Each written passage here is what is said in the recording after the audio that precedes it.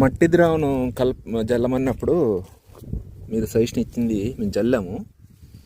ఇది ఆల్రెడీ దెబ్బతిన్నది కాబట్టి బాగానే ఉంది, పోయింది, మనం ఏం చేయలేము. బట్ మిగతాదంతా చాలా నీట్గా వచ్చింది.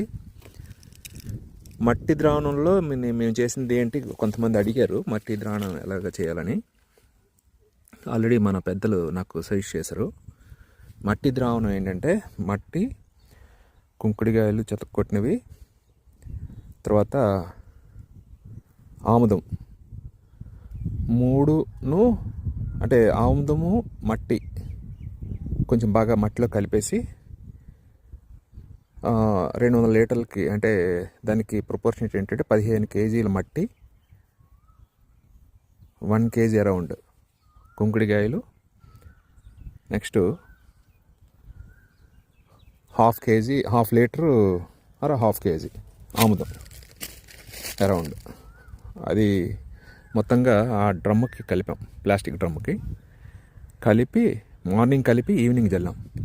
అది కూడా మన జయరాము ప్రతి మొక్కకి స్ప్రే చేశాడు, ఇలా ప్రతి మొక్కకి స్ప్రే చేశాడు. ఇంతకుముందు దానికి ఇప్పటికీ ఎంత తేడా ఉందో చూడండి. అసలు నేనే షాక్ అయ్యాను.